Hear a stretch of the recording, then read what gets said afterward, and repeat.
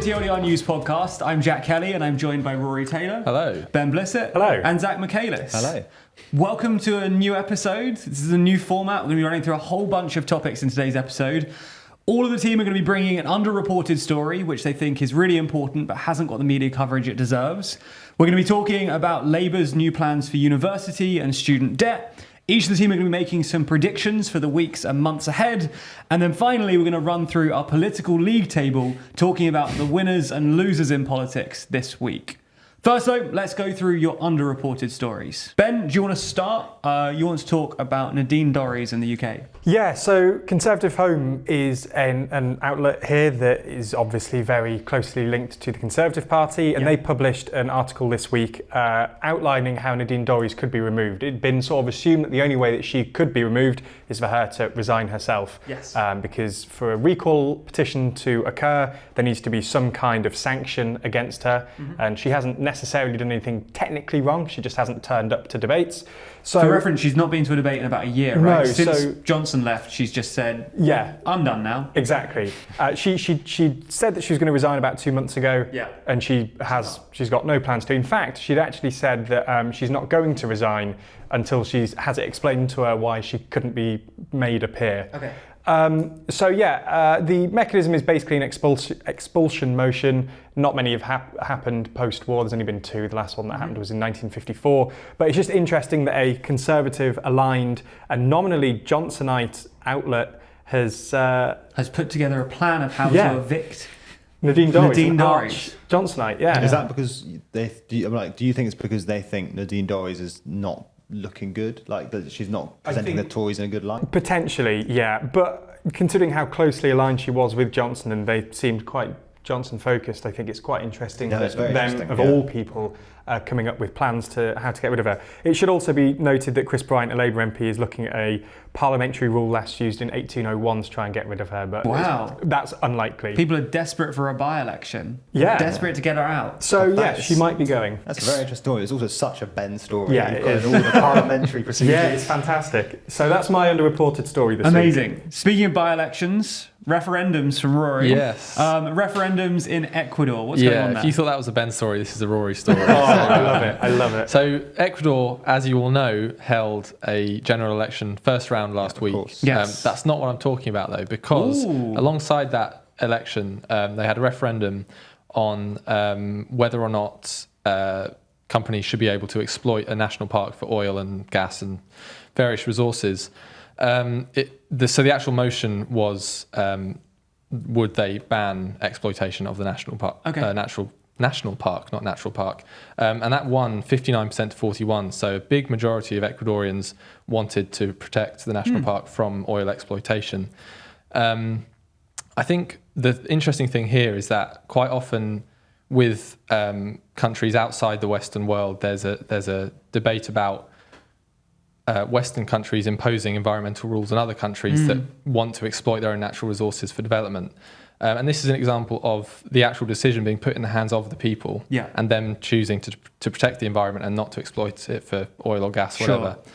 Similar thing happened in Colombia last year, I think, in the general election. The president that was elected had pledged to ban new oil and gas licenses and that type of thing. So it's a bit of an interesting move towards green politics in the region. Such a nice, good news story. That is good news. Yeah. I was going to say that there's a bit of a trend, isn't there, in South America at the moment, a sort of sweeping environmentalism that's happening. Yeah. There was that summit by Brazil where Lula invited everyone to commit to no more deforestation, or I think net no more deforestation. But that's a lot of good news. story. Thank you. Zac, wrap up our undercovered story section. You've got something on Denmark and Ozempic. I've actually changed my undercover, so I'm sorry to scupper the format. But the one I want to talk about was actually the passage last week of a ship, basically a tanker carrying Ukrainian grain via the Black Sea. So obviously Russia pulled out of the Black Sea grain deal and basically threatened to blow up any of the tankers. But what the Ukrainians have done to try and get around it is invited ships that are owned basically by companies from countries that the Russians wouldn't want to upset. So this ship is co-owned by a German company and a Chinese company. And they got in there. The Russians didn't touch it. And I think it's underreported because it doesn't sound like big news, but it's actually this massive escalatory risk because this is one of the ways you could imagine, Russia dragging NATO, for example, into the conflict or something like that. Because if you blow up a German ship with German sailors on it, that's pretty dodgy. And the thing that makes this a little bit more worrying is that there is precedent for this, and this was in the Iran-Iraq war, where both Iran and Iraq were trying to shoot down each other's tankers going into the Persian Gulf to try and stop the other selling its oil. And the thing is that you'd think no ship would want to sail into those waters if there's a risk of getting shot down, but it turns out that there were loads of ships willing to do it from loads of different places. Yeah. And insurance companies, there were companies willing to insure it, albeit at higher rates. So that's why I thought it's quite it's a slightly scary story. Not as good news as Rory's, unfortunately. Still, got to balance it out. Yeah.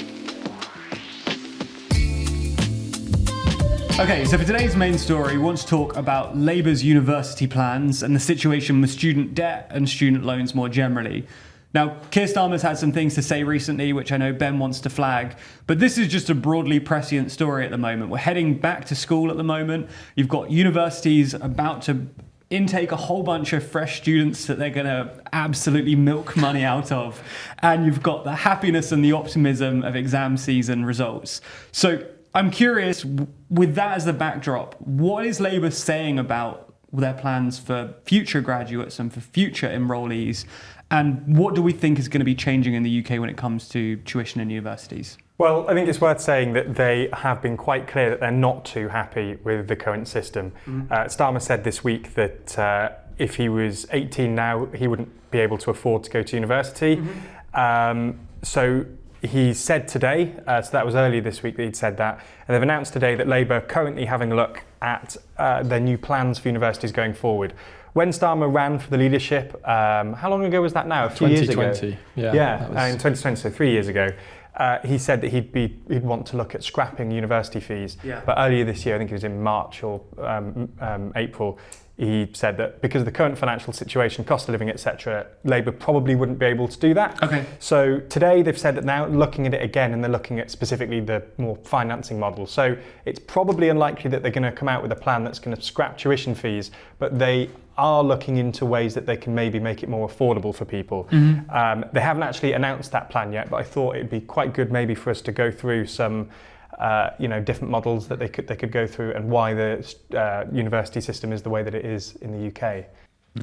Yeah, I don't want to be too catty about it. This is a pretty classic Labour move, isn't it? To be like, we don't know the current system, but we haven't got any new ideas yet. To be fair, talking about catty, the Education Secretary, Gillian Keegan, yes, said in response to Starmer saying he wouldn't be able to afford to go to university that he doesn't need to worry because I've been working on a degree apprenticeship route for lots and lots of different occupations, and one of those now includes being a lawyer.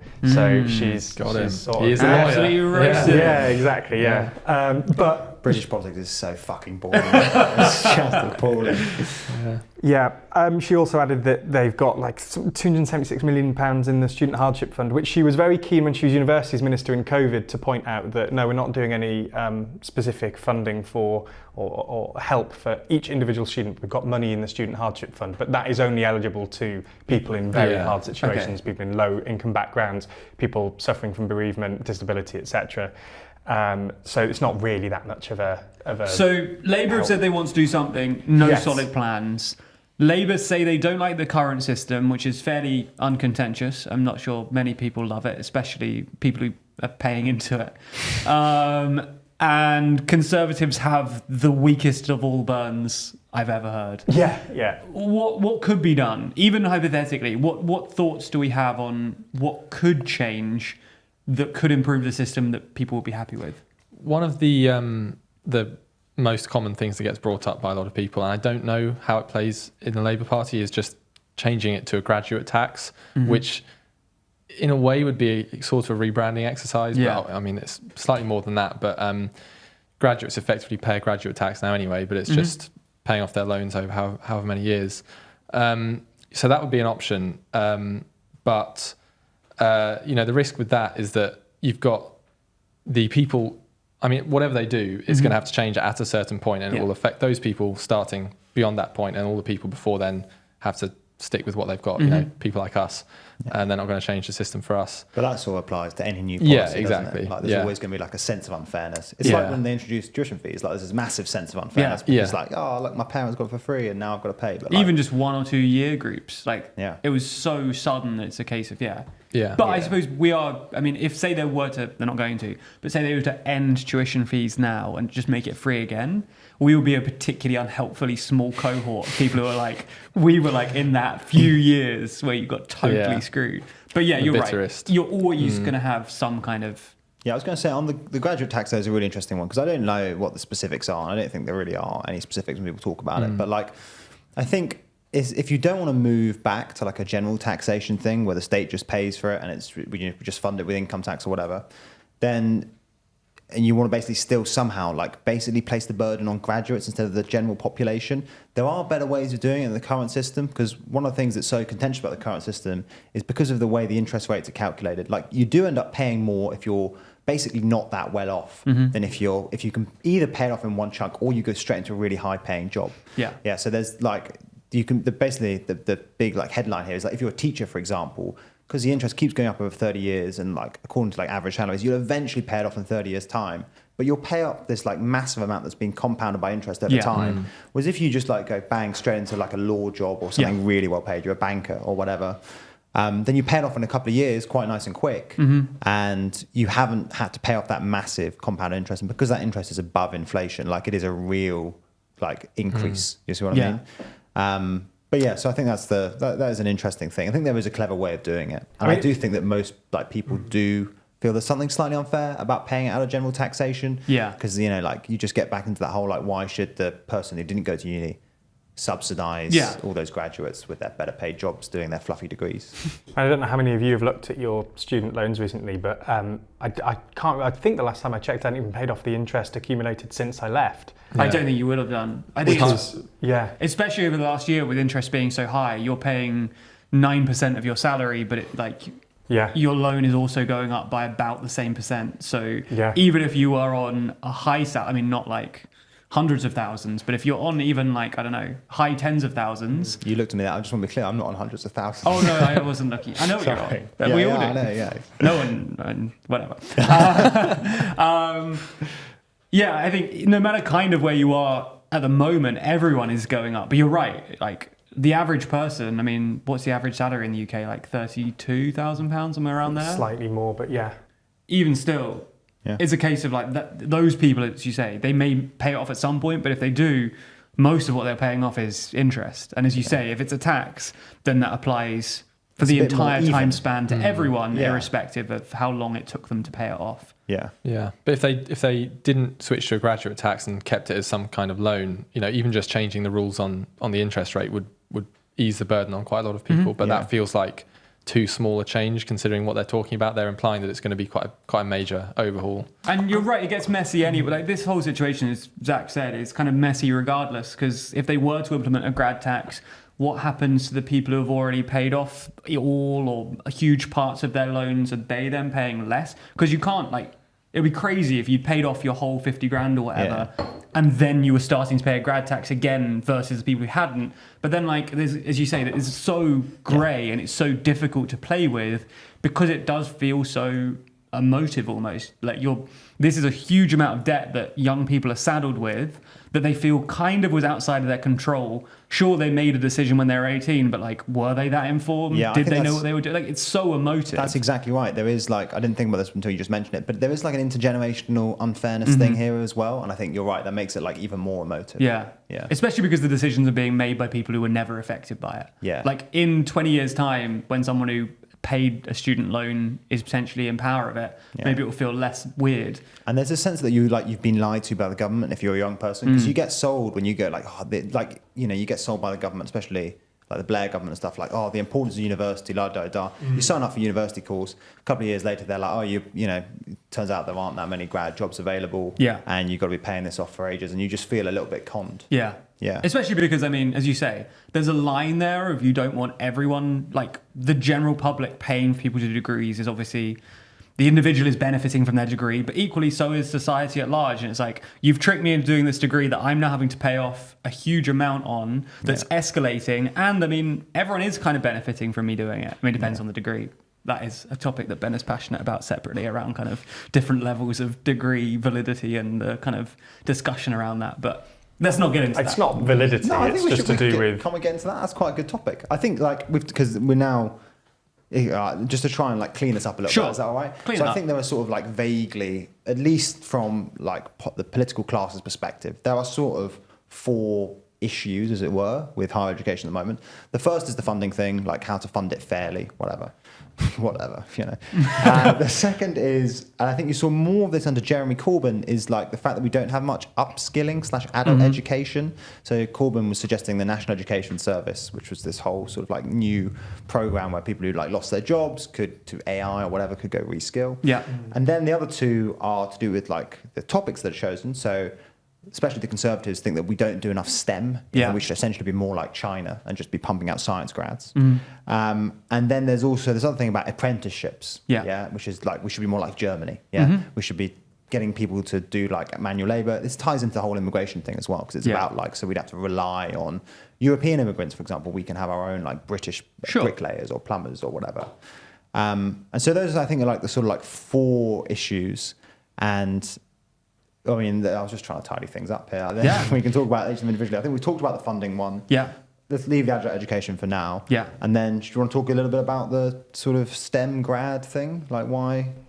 Yeah, I mean, I think you're probably better placed to discuss the STEM grad thing. But I thought that's what you're passionate about. I think my point just there is that I kind of agree with the government on the fact that people have been, and what Jack was saying largely, that people have been sold on this idea that you need a degree to be able to get into the adult workforce. And I think they are just sometimes too specific, and they're too... a lot of people get a degree in, say, I don't know, geography, and then end up going and doing an office job, and the skills that you get aren't transferable. So things like apprenticeships, the Germany model that you've just outlined, I think that's a sort of noble pursuit of by the government to try and push people into doing that. I think it's more applicable in the workforce today. I think it's the skills that employers are looking for more. I mean, you know, I'm very lucky that some of the stuff that I did at uni is still valid here, but I would argue that even then it's not. You know, I did a lot of theory stuff that I don't do here. Like, even in a job that is so specific, there's a lot of stuff that I did at uni that I won't use. But I think, I mean, using the geography example, you know, there are skills, whatever job someone goes into, there are transferable skills. And also, I'd like to imagine the higher education system being not just about the employability skills, but making people more rounded. And I think there is value in just educating people beyond jobs. I don't in any way disagree that there are skills that are certainly transferable. I'm just saying that there are probably ways of increasing the amount of transferable skills. You know, skills that you learn in, you know, essay writing, etc. I'm sure you will use in the office, but I'm just saying that there are probably apprenticeship schemes that will have even more applicable but then learning. I think going and doing a degree where if you're not sure about the exact job you're going to go into, you're better off going and doing a degree in a subject that you're interested in rather than taking an apprenticeship leading into a job. But that's not how it's sold. I don't think that's true. I think a lot of people, when they go, like I did a philosophy degree, I did not expect to become a philosopher. No, sure. And I knew that going into it. It is a laughable notion, isn't it? But I do take your point about the, like, I think this is difficult because I think there is a strong intuition that the Conservatives and apparently you have that actually people should be doing more vocational stuff. Yeah, like a lot of higher education. There's that sort of like meme caricature that a lot of Conservatives have when they talk about, like, you know, people doing gender studies and you know what happens after that. Of course, you're not going to get a job. Of course, you're going to be burdened with debt.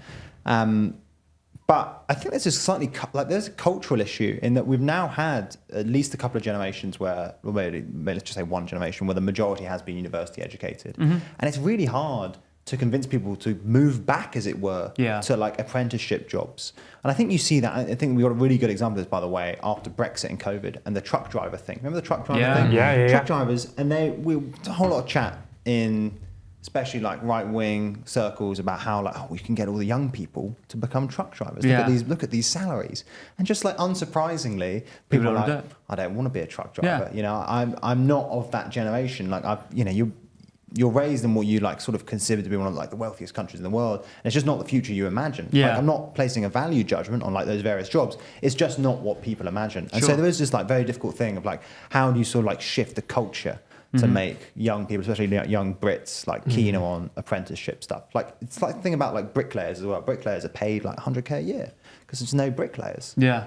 But still not enough. You know, still people still prefer to take a stupid philosophy degree than go become bricklayer. Yeah, I think also this is anecdotal, but like the people who tend to say less people should go to university, young people should explore these other things, they tend to be parents who when they think about their own children, their children should go to university. They're always talking about other people's children. The idiots. Yeah, I mean that's the vibe idiots. You kind of get when you see it written in a newspaper opinion piece. But as you've already said, there is a desire in society to have people who are bricklayers, truck drivers, etc. But I'd say that the routes in order to become those things don't seem as sort of well trodden, as well fleshed out as the university route. So I think it's right for the government to try and come out with apprenticeship schemes that make getting into those, and I think that's the first step into making that. So I agree with you there. I think that if you think that we should be like train up our own bricklayers, etc., then I agree with you. Like the government should make it easier. But my point is that it's not just like you can't. It's not as simple. But that's the first step. The only thing I would say that I think is interesting, I think like I think this whole chat when you talk about like sort of like vocational and non-vocational degrees, it's actually like an oversimplification. Yeah, like I think that one of the things that does seem to be happening quite naturally is people are moving away from like what you might call like non-vocational, like humanities degrees. Yeah. They are moving towards vocational degrees, but they're not moving towards like, like bricklayer or those sort of apprenticeships. They're moving towards STEM because it just does promise better money. Yeah. And I think that is really interesting. That's happening naturally. The government wants it to happen, but it's also happening naturally. Yeah. And I've got some stats here. So in 1961, which is when, if you've got to imagine though, in 1961, not many people are going to uni, and they're going to like big, grand Oxford, Cambridge, UCL, that sort of thing. And 28% of people were doing humanities. And then in the 2000s, that basically halved to more like sort of 15%. And today it's basically halved again, and it's about 8%. And people are shifting more and more over to STEM. So I think there is this sort of like collective understanding that maybe humanities degrees don't pay that well. Yeah. People are sort of realizing that like student loans aren't free money, and that you do need to pay it off. When you're paying, the calculus suddenly becomes a lot different. Yeah, exactly. So yeah, I think there is people are moving away, but like I think the government has to be a little bit more specific when it's thinking about how to redirect people's like education and training. Do you see what I mean? Like, sure. To wrap up, then, I'm curious. Zac kind of highlighted some key buckets of attention. I'm curious, if you were in number 10, which one are you putting your attention on? I'm going to give you the options of a national education service, pushing people towards STEM, kind of the vocational bricklaying apprenticeship kind of training, or would you leave the system kind of as it is and keep focus on degrees? Rory? Oh, God. massive question. That's a huge question. It's only one word answer. They're also not mutually exclusive. They are. You're going to pick one. I mean, the temptation of doing nothing and kind of running away is very high. But I think out of those, I like the vibe of a national education service more. It's fun. Lifelong education. Absolutely. I like that. I think there needs to be more focus on apprenticeships. Just to make it nice and even, I'm going to go STEM. Lovely. Yeah. Well, let us know in the comments of the video if you're watching on YouTube which one you would do. And also tweet us. This is why you host, by the way. You've got this pinned down. I mean, it's less good when you interrupt my spiel, but thank you. I appreciate the compliment nonetheless. Or you can tweet us to let us know which one you think is your preferred. Or you can tweet us to let us know which one is your preferred option. Keep it in. Don't keep it in. Yeah.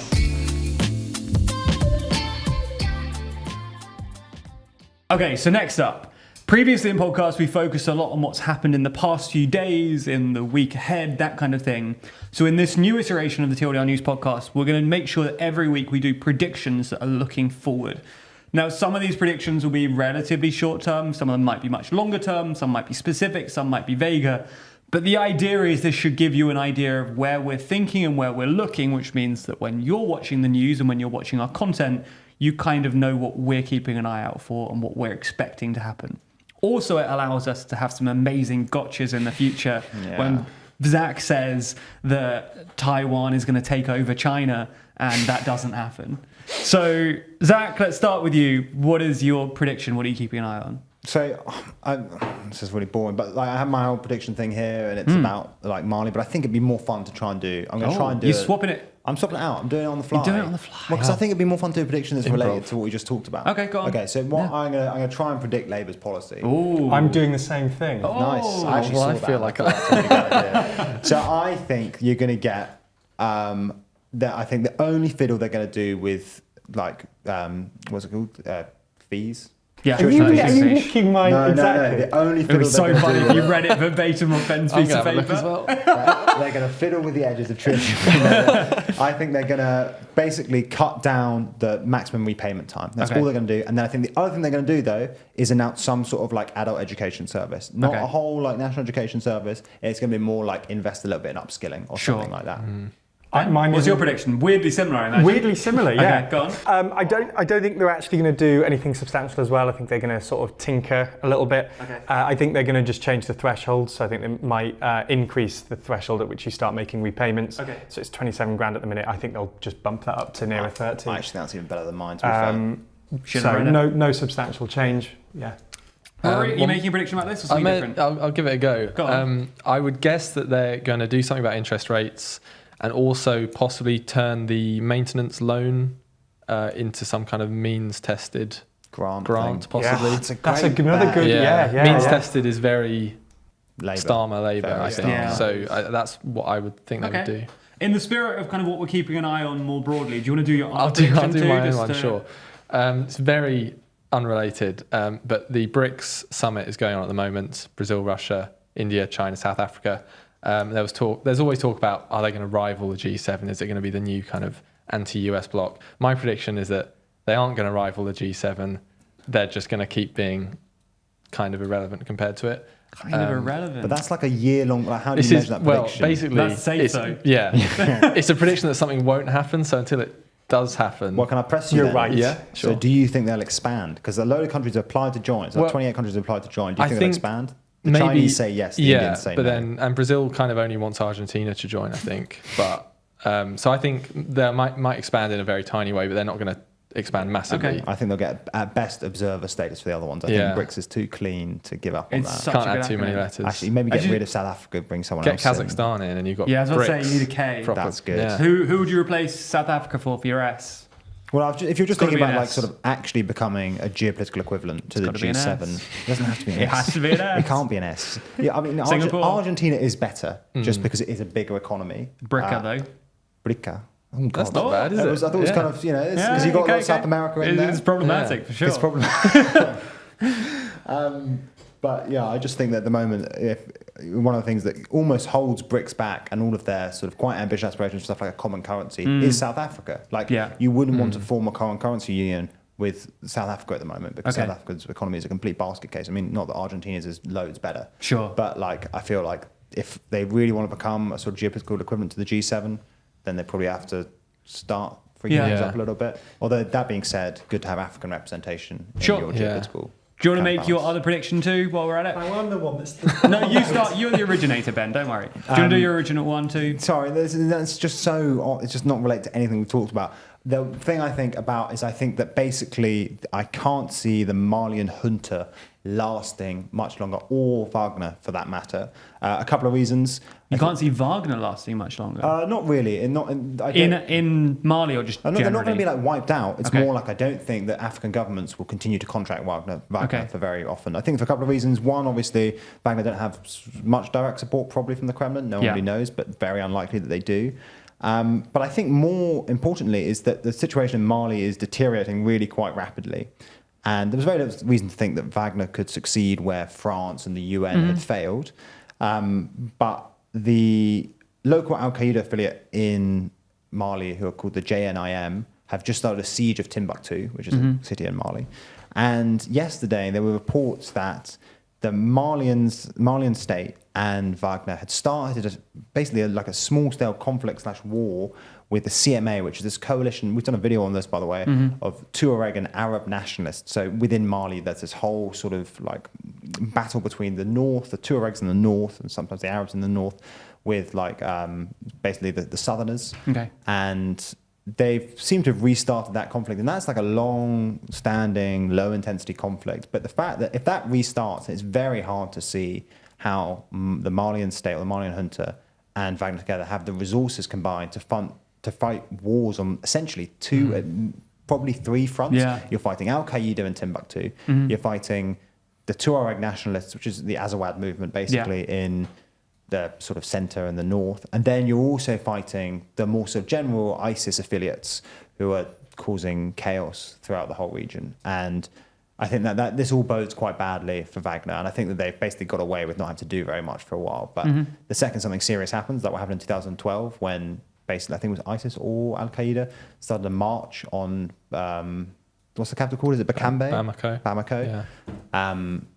And the French had to intervene very rapidly. I think that's when Wagner's credibility goes.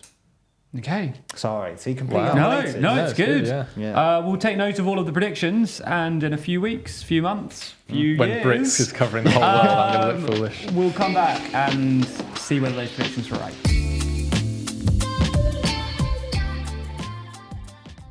Okay, and for the final part of the show, we're doing a brand new thing, the TLDR Political League Table.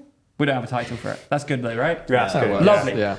Each week, each of the contributors on the show is going to bring one world leader who they think has had a good week and someone they think has had a bad week, and they will be placed on our league table behind us. Whoa. If you're listening, just imagine a very highly produced, beautiful board, and it's got 6 sections.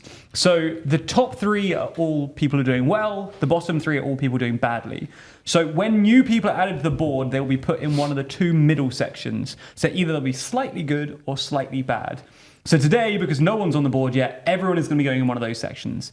In future weeks, you can bring new people and add them to the board, or you can shuffle one space someone already on the board. So say someone is on the 3rd row down, which is slightly good, and you think they've had a good week, you can then move them up a tier to the properly good tier. And then next week, they could be moved up to the great tier. That makes sense? Yeah. Perfect. Sense. Let's start with our winners of the week, and let's start with Ben. Yeah, so this is actually the winner of today as well, because it's the Indians have done a moon landing. They've tried to land a craft at the South Pole of the moon, and they were successful in landing, which makes them only the 4th country to have landed on the moon and the first country to land at the South Pole. Huge news, especially for a country not traditionally thought of for space exploration in the same way as many others. And considering that Russia tried it this week and failed. Completely face planted into the moon. It was an absolute failure.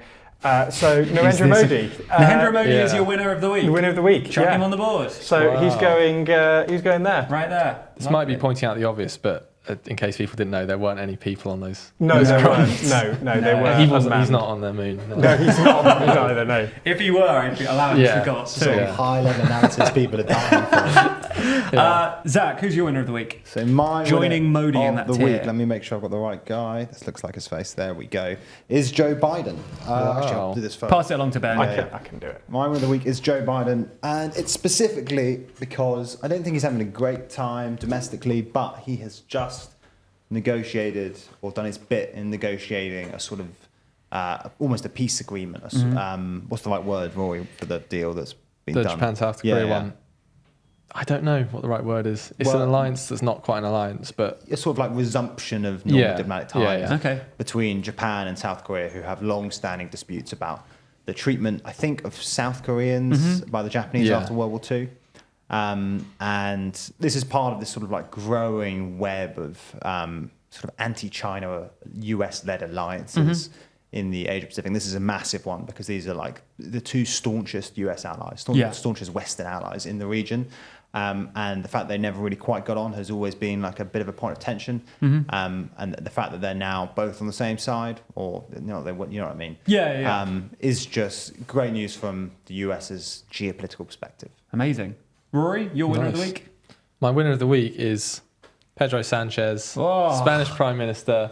Get him on the board. Get him on the board. There we go. Very geezer there for a second. Yeah, it is a Get bit. him on the board. All right. Anyway, Pedro Sanchez, basically his chances of remaining Spanish Prime Minister are slightly higher last month or the month before, Spain had an election that was widely expected the Conservatives to take power in alliance with the far right. The Conservative Party did win; they became the largest party, but didn't manage to get a majority with their alliance. In fact, it's evenly split between Sanchez's kind of left-wing bloc and the Conservative bloc. So it, kind of could go either way. However, last week in the vote to elect a parliamentary speaker, the Socialists candidate won over the Conservative candidate, and that's because the hardline Junts party, Catalan nationalists, backed Sanchez's pick for speaker. Okay. So kind of gave control of the parliament to the Socialists, to Sanchez, while the Conservatives kind of flopped effectively. Even Vox didn't vote for them. Did they win a majority? Did he get a majority of votes? Or just they got a majority in the vote for the speaker. It doesn't mean they'll make him prime minister, but it does suggest the momentum is with Sanchez and the Socialists, even if it does go to a second election. There's been some polling as well recently suggesting that he's now re-established his lead over the Conservatives. Bit of a survivor. Yeah, he is. Opposite of survivors, let's move to losers of the week. Ben, who's your loser of the week? Mine is Ron DeSantis, because this week, obviously, Trump's got himself back in the news. He's not going to be taking part in the debate this week, and it's been suggested he probably won't take part in any of the Republican primary debates. Also, he's going to be arrested tomorrow, which you would assume would help other candidates. Trump is. Yeah. You'd assume that it would help the other candidates, but it probably won't. It's got him back in the news cycle, reinvigorates his base, etc. So Ron DeSantis. Old Ronnie Sanders. I also think more personally, arguably, is the fact that he's been overtaken by Vivek Ramaswamy. Yes. I hope I'm pronouncing that right. In quite a few primary polls. Sure. And his numbers have just been cratering. And it's what happens again. I wish we had the Americans on here, our American contributors, because they know so much about this.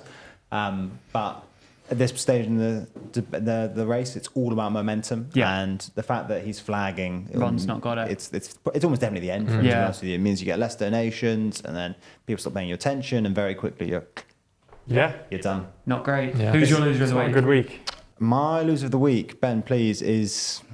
Vladimir Putin. No. Putin. And it's what because, a surprise. Yeah, it's in part because of what Ben mentioned about the spacecraft. What do you say? It flopped, totally flopped? Faceplant. Faceplant. I didn't know they had faces, but yeah. And then it's also, I had another reason why he was doing badly.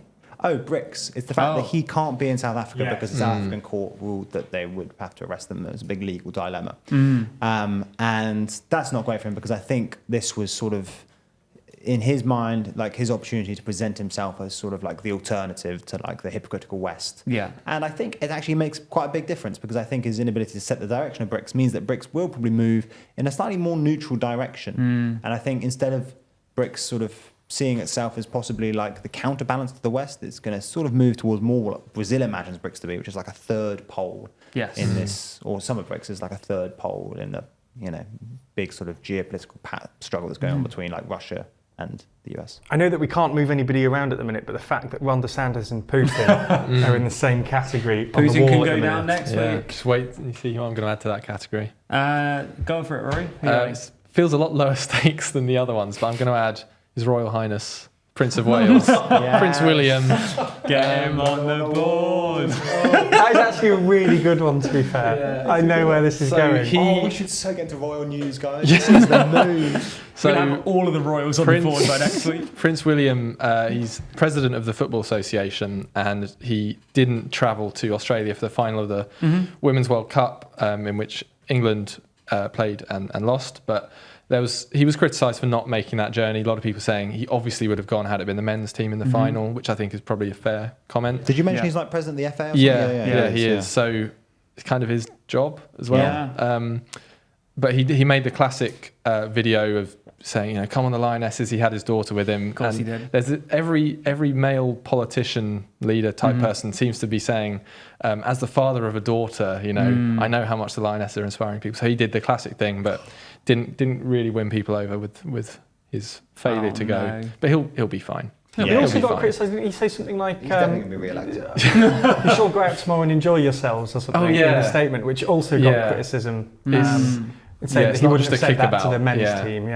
Yeah. So he's down there with Ron DeSantis and Putin. Well, let us know who you would add to the wall. Who are your winners and losers of the week? make sure to post them in the comments, make sure to tweet them at us. And next week we might discuss if there's an overwhelming figure that's come out from the audience. We might discuss that. Yeah. They might even end up on the wall. So let us know who your nominees are. There was something so funny about seeing Prince William next to Putin. Yeah. It's the joy of the league table. I'm definitely going to have to do a royal one next time. That's great. It's a really good one, Rory, I've got to say, yeah. Anyway, we'll see what happens next week. We'll see what happens next on the leaderboard. And obviously, if any of your predictions come true, before we join you next time for the TLDR News Podcast. Bye. That's the end.